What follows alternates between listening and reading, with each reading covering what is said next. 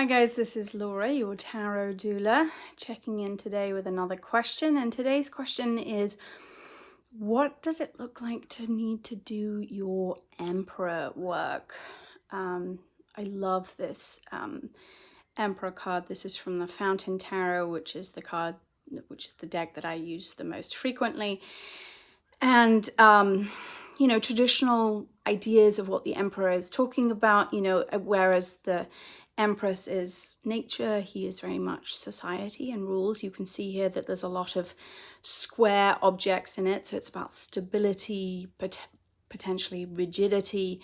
But let's talk about sort of, more specifically, what does it look like to really dive in and do your Emperor work?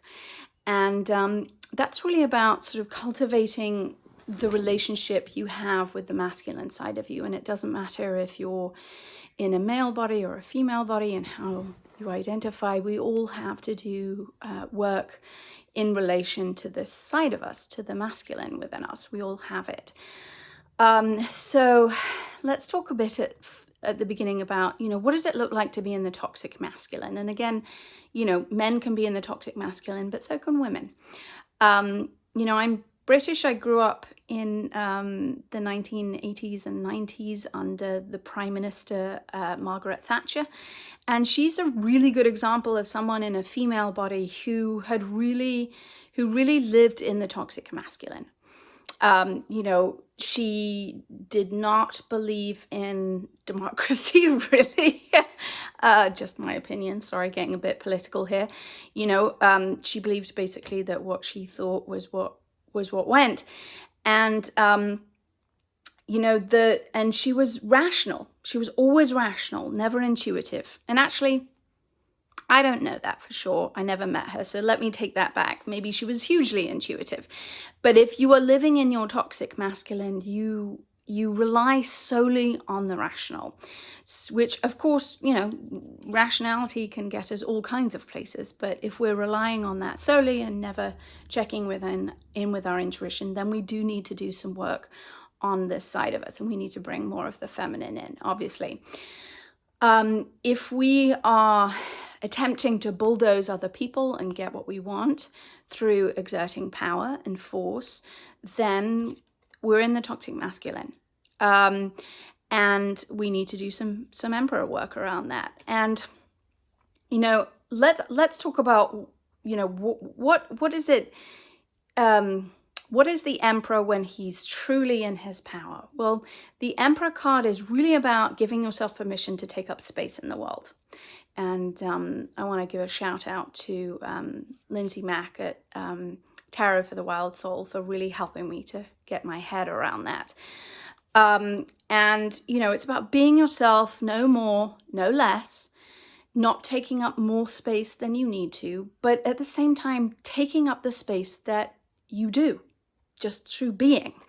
And so, when we're in the toxic side of that, we can take up that space in a way that feels forceful to ourselves and others. So we might talk over other people and interrupt. We might stick firmly and rigidly in our opinions and never really want to listen to others. We might be just super out of touch with what other people's feelings and needs are and just sort of bulldoze over people. And you may not relate to that at all, but as I was growing up, I would say, I'm an Aries and I have a lot of fire in my chart, and I really lived in the toxic masculine for a lot of my childhood and for all of my 20s. And, whilst there was elements of me that was going into the toxic feminine, and there's a different video for that if you want to check that out, I really did live in this place of not being interested in other people's opinions, railroading over people to get what I wanted and needed, and just really kind of taking up more space than I needed to. And when I got to women's circles, there are some women who need to, in those situations, learn how to step up and speak up And there are other people like me who need to learn how to shut the fuck up for a bit. And so, I really needed to step back, recognize that not everything that came into my head was something that needed to be said, and do a lot of listening. So that was part of my emperor work. You may or may not relate to that. If you don't relate to it personally, I'm sure you know people in your life who fit that description quite well. So let's talk about the toxic masculine and emotions. Obviously, the way our society has given permission to men to feel is usually through anger. They're allowed to be angry, they're maybe allowed to be frustrated, maybe not even that. And therefore doing the work of the masculine is allowing oneself to feel what is underneath the anger, because there's always something underneath anger, and usually it's fear or shame or guilt or something that is that our men are not given permission to feel. I think it's interesting that some of us who grow up in female bodies, myself included, also I did not give myself permission to feel those so-called weaker emotions. I would go straight to anger. And that was a lot of what would sort of drive my, railroading over people. I would be angry at certain things, and I didn't allow myself to say, oh, that hurt my feelings, or to cry. I would cry in private and occasionally in public, but then I would feel very ashamed for it. And so again, stepping into those women's circles, part of what I was healing was just giving myself permission to be vulnerable in that way. And that's really been a decade's worth of work for me. I would say only in the last few months have I really had more access to going beneath that anger. I usually still feel the anger at the beginning, but then it's much quicker for me now to go under the anger and to feel what's really there. And usually it's a sort of sense of heartbreak and sadness and maybe disappointment, So when we do this masculine work, this emperor work, whether we're a man or a woman, we allow ourselves to be vulnerable. And, that moves us into more empress work of, allowing ourselves to really, truly receive. Covering up fear and shame is definitely part of the toxic masculine.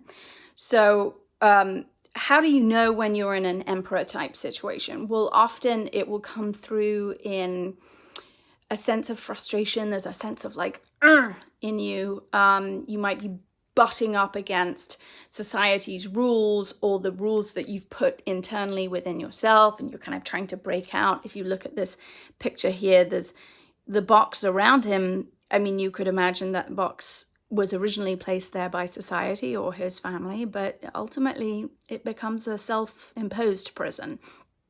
So if you are pulling the emperor a lot, look for the areas where you feel like you are hitting up against people, places, institutions that really just make you want to go and, push people out of the way, and ask yourself, what are they reflecting back to me about the internal boundaries that I have around myself? So when I was in academia, I was doing a PhD in New York City for many years, for about 5 years, and I left 5 minutes before I actually finished the PhD, much to my mother's chagrin. I would often find myself in classes or meetings or situations in that school where I just felt this sense of fuck you guys. And I really wanted to act out, essentially. I wanted to get mean and angry and, do the things that people do in classrooms and meetings that, are childish and not emotionally mature. And rather than acting out in those ways, I had to ask myself, what is this environment reflecting back to me that are restrictions I have placed within myself? And those restrictions were I relied way too heavily on my intellect, my rationality. I did not rely upon my intuition, or, I mean, I was cultivating my intuition, but I wouldn't rely on it to make real decisions. I might rely on it for, which coffee shop I was going to go to on a Tuesday afternoon. But in terms of genuine decision-making processes, I was still sort of heavily leaning on my intellect. I was, also just not giving myself permission to go out there and really do follow my heart.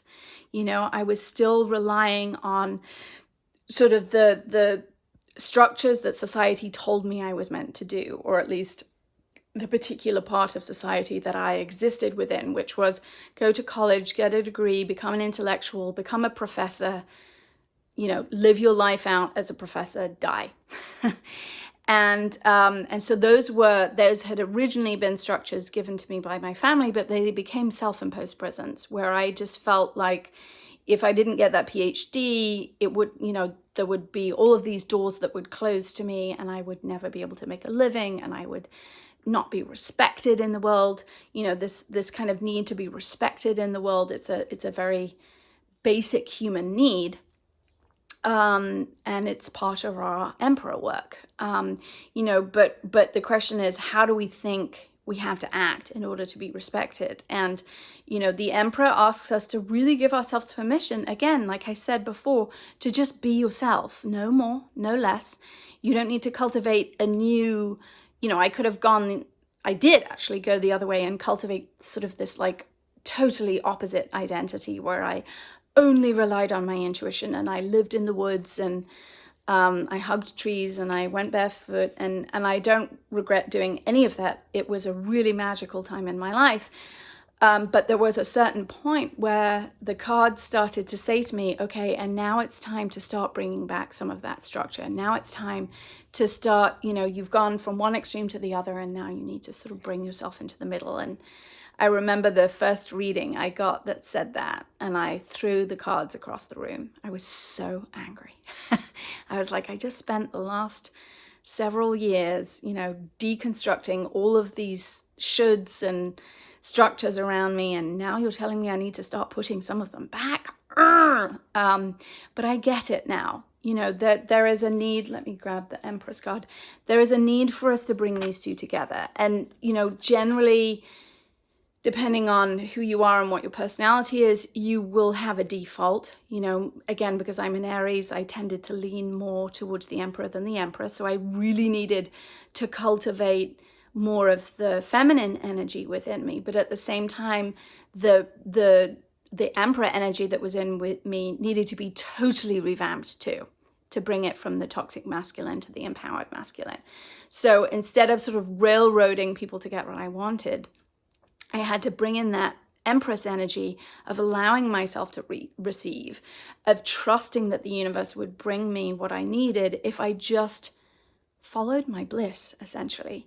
And I remember, back in, I forget, maybe 2013, my screensaver on my laptop was follow your bliss. And in 2014, it was trust yourself. And, I just really had to do that work of recognizing that I was enough just as I was, and that if I followed what really lit me up, then I didn't have to sort of overly exert myself and take up way too much oxygen in the room. I could just be myself, period. And so the Emperor really says, be yourself. It's all good. You are loved. The universe has your back. And, and then you bring in that Empress energy, and, there is a melding of the two, and we're aiming for a balance, So I think, there's always more to say, but that's enough blathering from me today. So that's it for today, folks. Thanks for tuning in. Tarot Doula signing off.